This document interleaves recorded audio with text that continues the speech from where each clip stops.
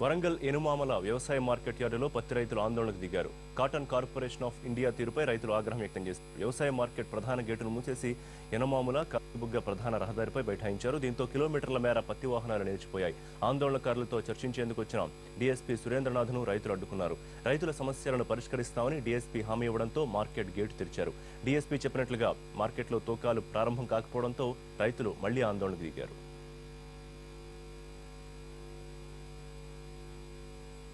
ఎనమామల వ్యవసాయ మార్కెట్ యార్డుకు సంబంధించిన పూర్తి అప్డేట్స్ మా వరంగల్ కరెస్పాండెంట్ వెంకట్ అందిస్తారు. వెంకట్, పండించిన పంటలకి గిట్టుబాటు ధర లేకపోవడం అనేది ఇప్పటి నుంచి వస్తుంది.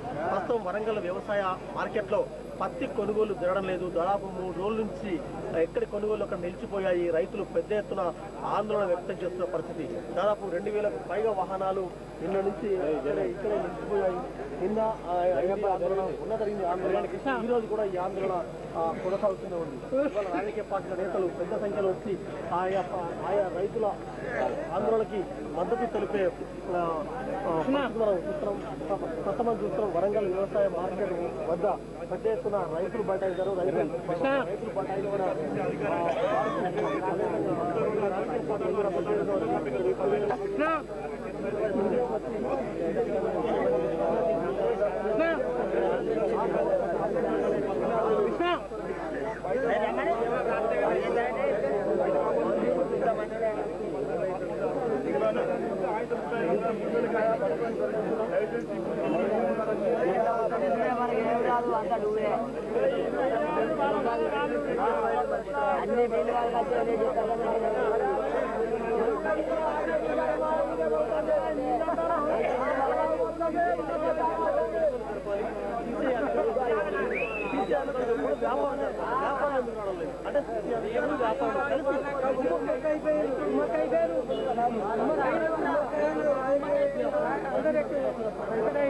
రైతులంతా మొత్తం తీసుకెళ్ళాను. మొత్తం కుమ్మకాయ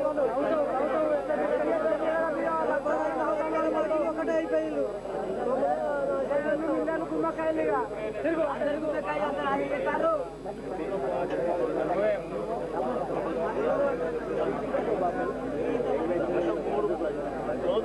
రైతులందరూ కూడా తిండి తినలేవు.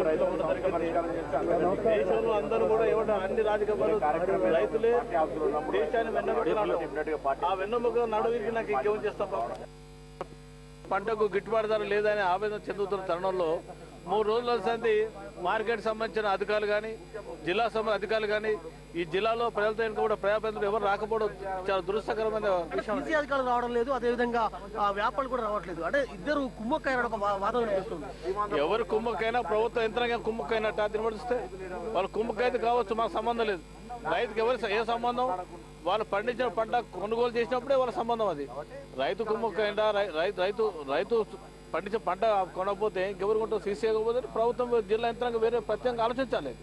దాని కొరకే జిల్లా కలెక్టర్ గారి దృష్టి మీరు తీసుకున్నందుకు ఇప్పుడే ఇమీడియట్ జేసీ గారిని అధికారంతో పంపుతామని చెప్పడం జరిగింది. వాళ్ళు వచ్చేంత వరకు కూడా మేమందరం ఇక్కడ ఉండి రైతులు అండగా నిలబడడానికి కాంగ్రెస్ పార్టీ ఒక ప్రధాన రక్షణ. బంగారు తెలంగాణ అన్నాడు, పంట రుణం వేయలే, ఎగనామం పెట్టిండు, ఎగ్గొట్టిండు. ఏదో కష్టపడి వాళ్ళు పండించుకుంటే దాన్ని కొనుగోలు చేస్తాను కూడా వైఫల్యం చెందిండు. ఈ ప్రభుత్వం ప్రజల వ్యతిరేక ప్రభుత్వం.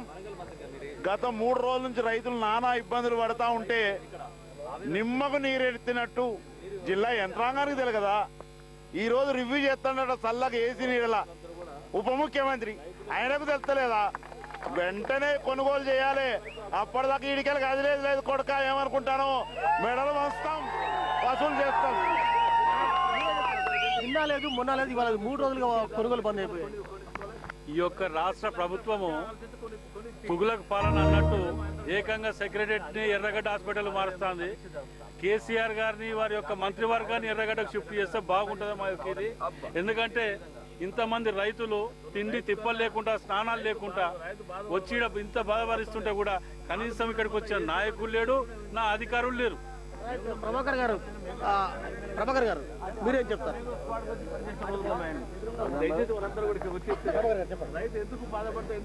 రైతు ఏడిచిన రాజ్యం, ఎద్దేడిచిన వ్యవసాయం ముందుకు పోదు. పరిపాలకులు మంచిది కాదు.